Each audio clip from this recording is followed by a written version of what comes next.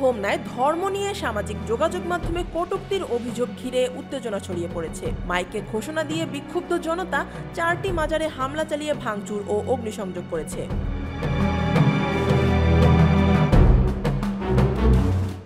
বৃহস্পতিবার সকাল 9:30টার দিকে হোমনা উপজেলার আসাদপুর গ্রামে এই ঘটনা ঘটে। খবর পেয়ে দ্রুত ঘটনাস্থলে যায় পুলিশ ও সেনাবাহিনীর সদস্যরা এবং পরিস্থিতি নিয়ন্ত্রণে আনেন।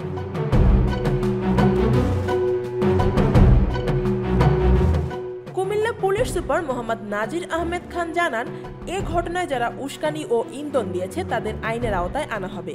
পুলিশ ও স্থানীয় সূত্র জানায়, বেমজা মহসিন নামের একটি ফেসবুক আইডি থেকে বুধবার সকালে ধর্ম নিয়ে আপত্তিকর পোস্ট দেওয়া হয়। এতে এলাকা জুড়ে ক্ষোভ ছড়িয়ে পড়ে। পরে বিক্ষুব্ধ জনতা থানার সামনে জড়ো হয়ে অভিযুক্ত যুবকের শাস্তির দাবি জানায়।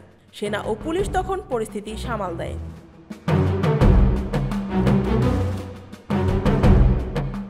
ওই দিন দুপুরে যুবককে গ্রেফতার করা হয়।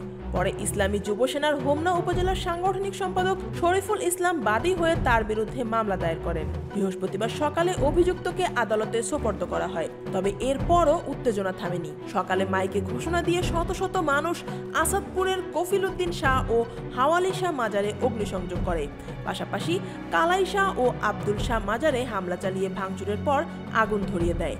খবর পেয়ে ফায়ার সার্ভিসের 2টি ইউনিট ঘটনাস্থলে গিয়ে আগুন নিয়ন্ত্রণে আনে।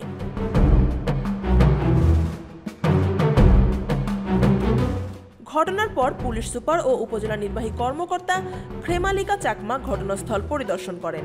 স্থানীয় ইসলামী সংগঠনের নেতারা জানান, গ্রেফতার যুবক দীর্ঘদিন ধরে ফেসবুকে উস্কানিমূলক পোস্ট দিচ্ছিলেন। তারা তার দৃষ্টান্তমূলক শাস্তির দাবি জানান। হোমনা থানার ওসি জানান, অভিযোগের ভিত্তিতে অভিযুক্তকে আদালতে পাঠানো হলেও সকালে বিক্ষুব্ধ জনতা আইন নিজের হাতে তুলে নিয়েছে। ঘটনাস্থল থেকে ফিরে কুমিল্লা পুলিশ সুপার বলেন, আইন হাতে তুলে নিয়ে যারা ঘটনার উস্কানি দিয়ে মাজারে হামলা করেছে তাদের শনাক্ত করা হয়েছে। তাদের বিরুদ্ধে আইনগত ব্যবস্থা নেওয়া হবে। News desk, Dhaka watch.